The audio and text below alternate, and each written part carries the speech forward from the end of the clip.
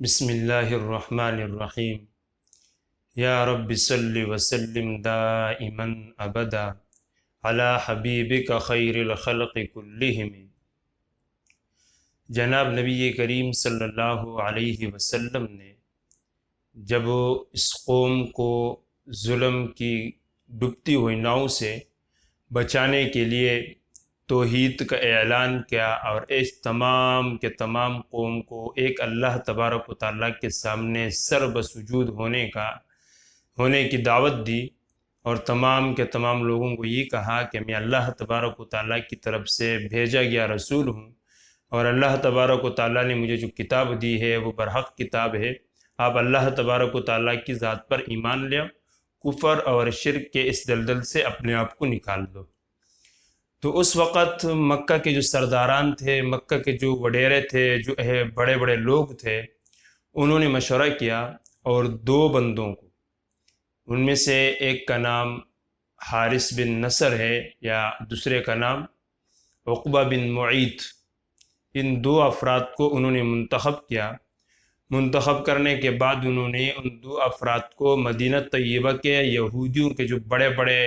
احبار تھے، جن کو عالم کہہ سکتے آپ، تورات اور انجیل کو جاننے والے تھے، ان کے پاس بھیجا، اور ان کو کہا کہ آپ، ان دو بندوں سے کہا کہ آپ یہودیوں کے علماء سے پوچھنا کہ ہمارے ہاں ایک صاحب آئے ہیں اور وہ توحید اور رسالت کی طرف لوگوں کو بلاتے ہیں، اور وہ اس بات کے دعویدار ہے کہ وہ اللہ تبارک و تعالیٰ کی طرف سے بھیجے گئے رسول ہے۔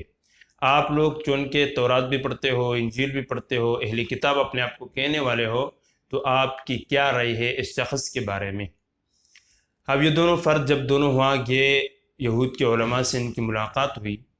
اور ان کے سامنے پورا معاملہ رکھا کہ یہاں مکہ مکرمہ کے اندر ایک نوجوان ہے،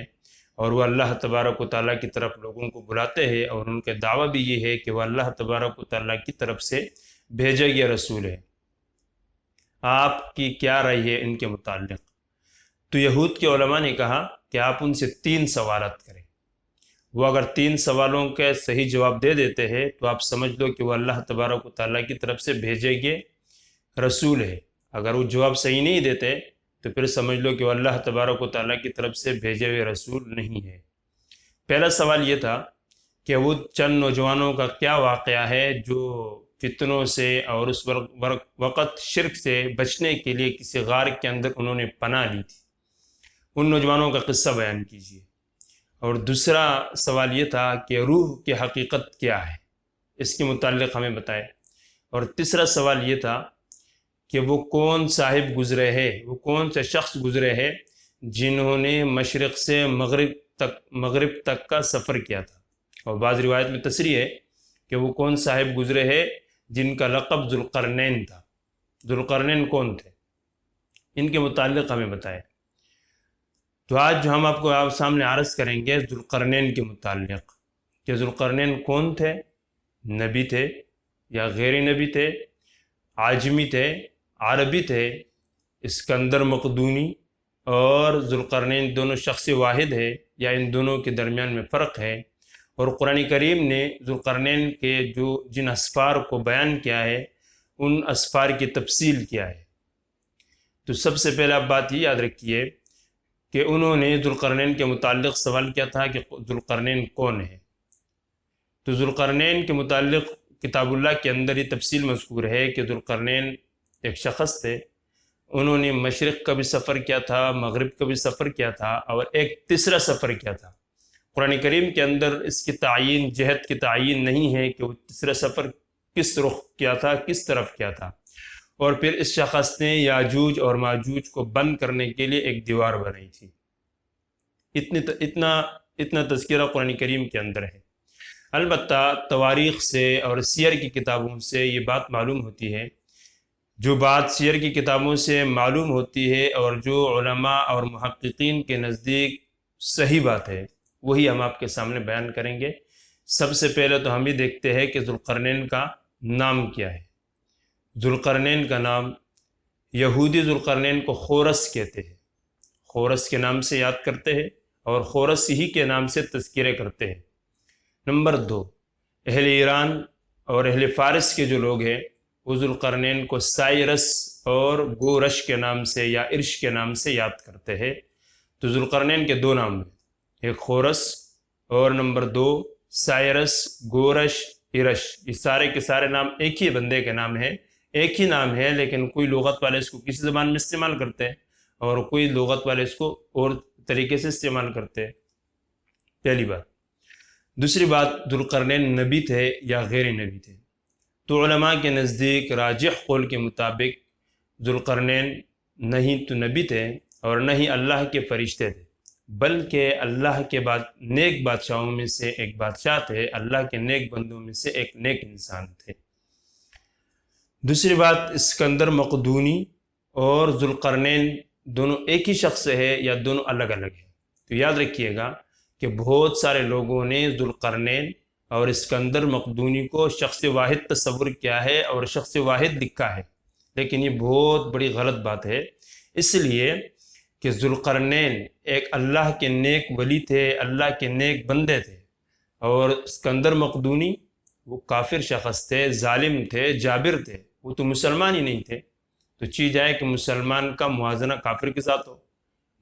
مسلمان اور کافر دونوں کو شخص واحد کہہ دیا جائے تو دونوں الگ الگ شخص ہیں۔ نمبر 2، ذوالقرنین کا جو وزیر ہے وہ حضرت خضر علیہ السلام جو نبی ہے وہ ذوالقرنین کے مشیر، ان کے وزیر تھے،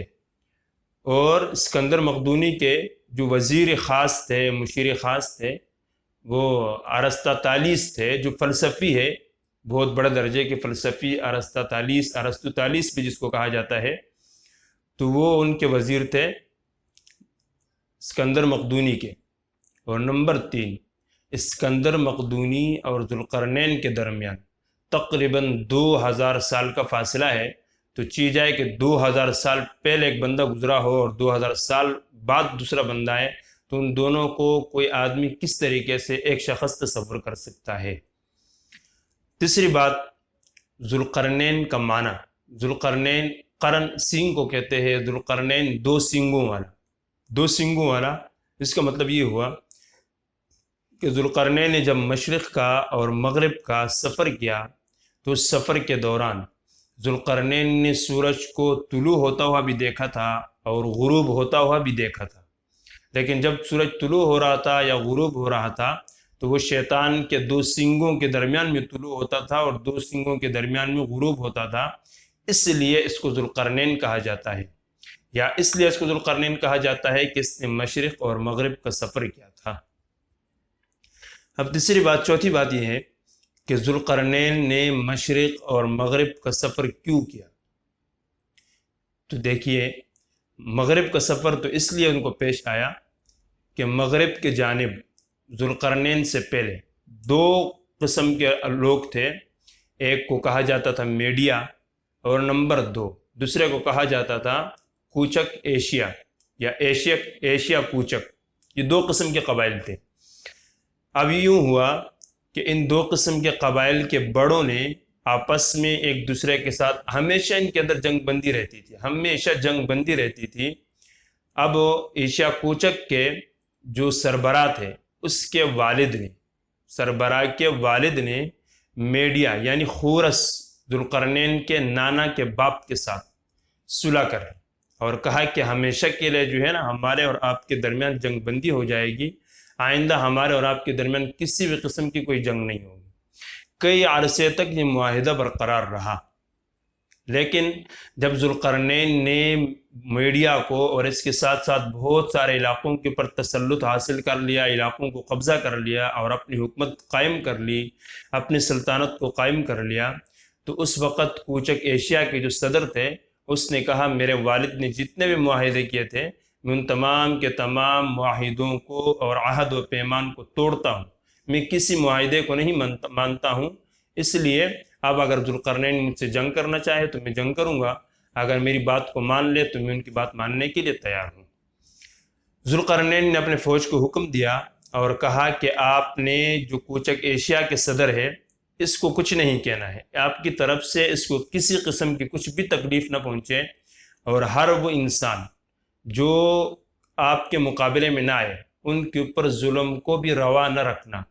یعنی وہ لوگ جو آپ کے ساتھ لڑتے ہیں ان کے ساتھ آپ نے لڑنا ہے، اور جو لوگ آپ کو کچھ نہیں کہتے لیکن اس کوچک ایشیا کے بادشاہت کے اندر رہتے ہیں، تو ان کو کچھ بھی نہیں کہنا ہے آپ نے۔ اب ذوالقرنین کی فوج نے اس پورے علاقے کو کراس کرتے کرتے ذوالقرنین مغرب کی سرحد میں ایسی جگہ پر پہنچا کہ جہاں انہوں نے آگے دیکھا کہ خشکی بالکل ختم ہو چکی ہے اور سارا کا سارا سمندر ہے، پانی ہی پانی ہے، اور سورج کو انہوں نے ایک گدلے چشمے کے اندر، سورج جب غروب ہو رہا تھا تو ایسا لگ رہا تھا کہ پانی کے گدلے حوض کے اندر یہ سورج غروب ہو رہا ہے۔ تو وہ مغرب کے آخری کنارے پر پہنچے ذوالقرنین، اور وہاں سے پھر جب واپس ہوئے تو 14 دن کے اس مہم کے اندر، یہ ایسی عجیب اور معجزانہ مہم تھی کہ 14 دن کے مہم کے اندر انہوں نے پورے کوچک ایشیا کے اوپر اپنا تسلط قائم کر لیا۔ پورے کے پورے لوگ اور رعایا وہ اس کی گرویدے ہو گئے، سارے کے سارے لوگ اس کو ایسے ماننے لگ گئے جیسے کہ ہر قسم اس کی ہر بات کے اوپر لبیک کہنے کو اور مر مٹنے کے لیے تیار ہو گئے، اور کسی شخص کو یہ محسوس تک نہیں ہوا کہ یہ اتنا بڑا بادشاہ کا لشکر ہمارے پاس سے گزرا ہے اور اتنی بڑی لڑائی ہوئی ہے، اور شاید کہ کسی انسان کا وہاں کچھ نقصان ہوا ہو، کسی کو کچھ نقصان نہیں پہنچایا گیا۔ تو سارے کے سارے لوگ اس عادل بادشاہ کی عدالت کو دیکھ کر اور اس کے انصاف کو دیکھ کر اس کی گرویدہ ہو گئی، اور چونکہ اس کا عقیدہ یہ تھا کہ بادشاہ کا جو خزانہ ہوتا ہے، بادشاہ کے پاس جو خزانہ ہوتا ہے وہ رعایا پر خرچ کرنے کے لیے ہوتا ہے، وہ اپنے پاس رکھنے کے لیے نہیں ہوتا۔ جب اس نے اس پورے سلطنت کے اوپر اپنا کنٹرول سنبھال لیا اور اس پورے سلطنت کو اپنے انٹر کے اندر لے لیا، تو اب اس نے رعایا کے لیے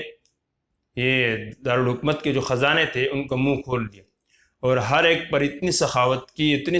کی کہ سارے کے سارے لوگوں کو انہوں نے اپنا گرویدہ بنا لیا۔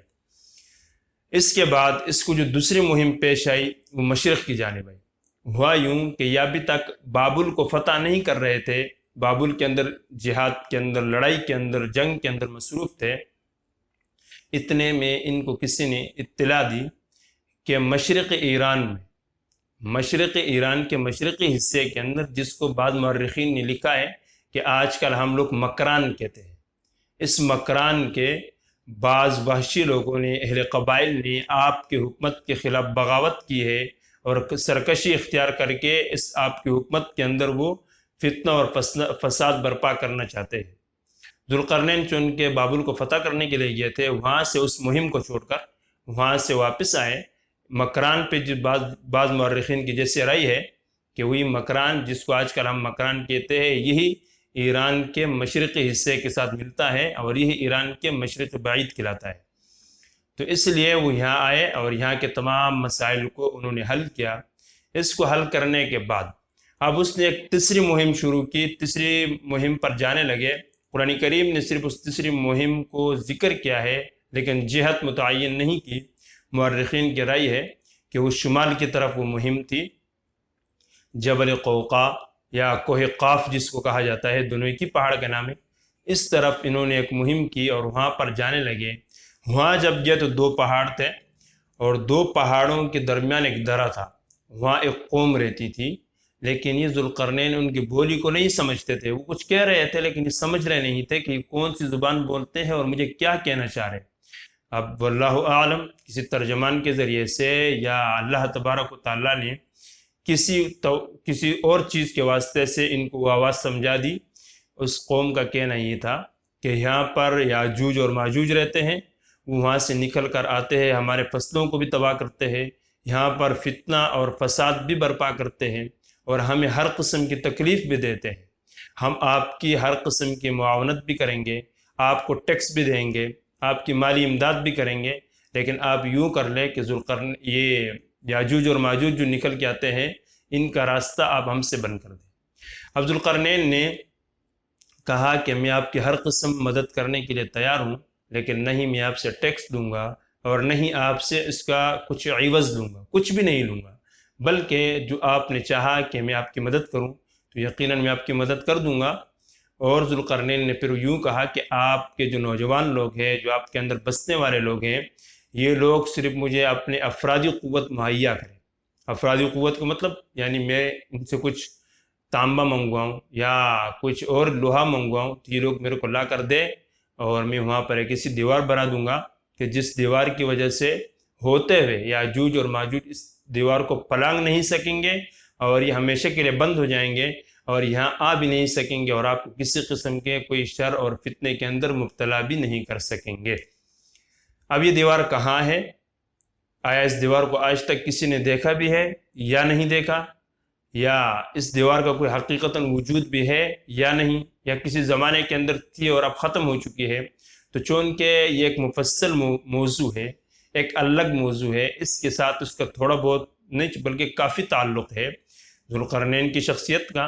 सद्द इस्कंदरी का और याजूज और माजूज का, इनका आपस में गहरा ताल्लुक़ है। तो इंशाअल्लाह ज़िंदगी रही तो फिर हम कभी आपको आगाह करेंगे कि ये दीवार कहाँ है, किस तरीके से बनाई गई। नंबर 2, याजूज और माजूज कहाँ है, कौन है, क्या करते हैं, कब आएंगे। तो इंशाअल्लाहुल अज़ीज़ अगर ज़िंदगी ने वफ़ा की तो कभी आपसे इन बातों को शेयर करेंगे। वमा अलैना इल्लल बलाग।